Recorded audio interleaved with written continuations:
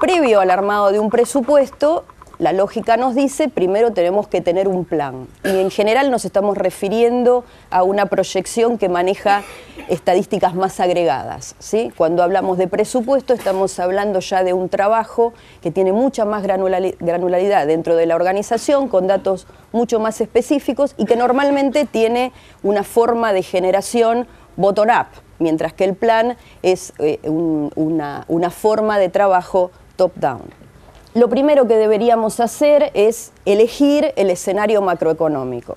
Una vez que analizamos la situación macroeconómica, pasamos a un segundo punto, que tenemos que elegir cuál va a ser el escenario más probable dentro de ese marco macroeconómico del sector o la industria en la que nosotros trabajamos.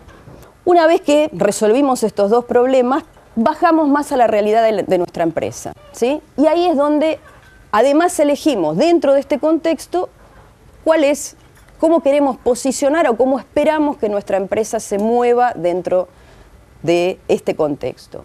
Tomadas estas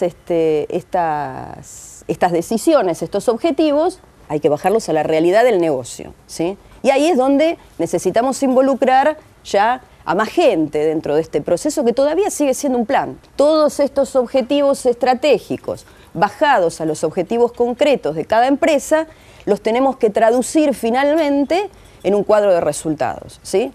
En un activo, un pasivo, un cuadro de resultados, un flujo de ventas, un flujo de previsiones, cual sea lo central de cada negocio.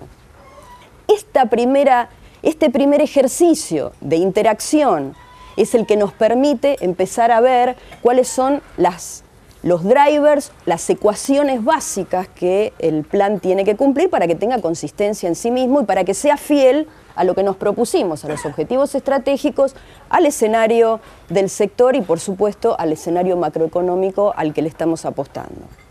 Una vez que corrimos este plan, viene algo en la práctica que es empezar a correr los tres escenarios. Empezar a correr exactamente el mismo plan, solamente variándole algunos de las opciones.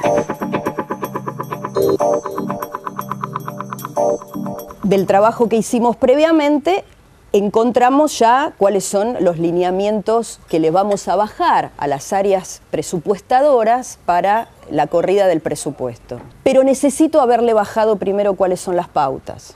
Una vez que todo el mundo terminó de cargar su pedacito, su ladrillito en el presupuesto, hay que consolidar toda esa información para volver a llegar al cuadro de resultados que teóricamente me dio el plan, porque hay alguien que trabajando en un modelo teórico dijo, con todas estas variables me tiene que dar 20, ¿sí? Entonces ahora, de la suma de las partes, tenemos que llegar a un cuadro de resultado que dé más o menos 20. Una vez que recibimos todo esto, corremos un resultado. Cuando hacen la primera corrida, ¿qué pasa? No da. Entonces tenés que encontrar dónde está, por qué. La mitad de los problemas se arreglan por negociación y la otra mitad de los problemas se arreglan por decisión del príncipe. Con todos estos defectos tenemos un presupuesto. Tengo un montón de datos metidos en una máquina. Ahora lo tengo que traducir en todas las salidas que me exigen, ¿sí? Esto requiere de una tarea permanente en donde estamos interactuando entre el contexto, el plan y la realidad para obtener conclusiones en todo momento. El poder entender y el desagregar en capas lógicas la realidad de por qué me está yendo como me está yendo, yo entiendo que es la clave del negocio y lo que realmente me puede dar capacidad de reacción.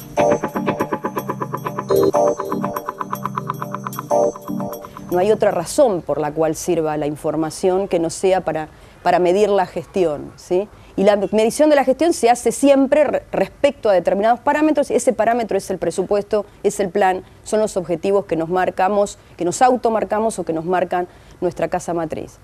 Es inevitable que cada sector se lleve en una planillita, en un Excel, o a lo mejor otra vez tiene algún fulano cargando en una base, en alguna base plana los datos de su gestión. Normalmente estos sectores en algún sentido conspiran contra el armado del del sistema centralizado, porque cuando tienen que mandar las definiciones de cómo vamos a leer la información, generalmente se guardan algún. El tener la historia empieza a ser también fundamental en todas las aperturas de información que tengamos.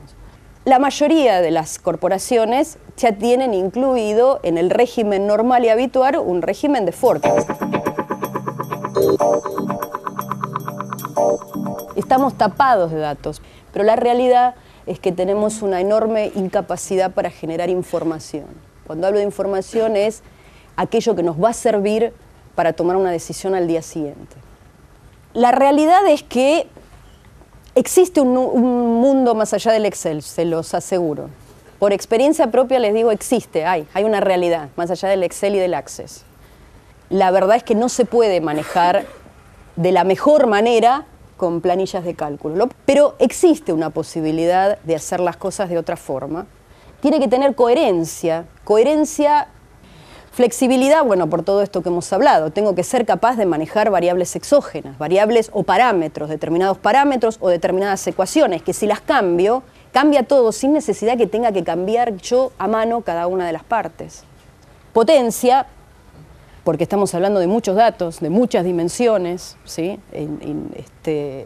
Y por supuesto escalabilidad, porque cada vez que uno cree que llegó al punto donde se va a quedar tranquilo, al día siguiente aparecen de 200 millones de requerimientos, aperturas, y si Dios quiere, para todos los que estamos acá, nuestras empresas seguirán creciendo, seguirán desarrollando nuevas líneas de negocios y vamos a necesitar crecer, con lo cual no puedo estar con algo que me limite en el total.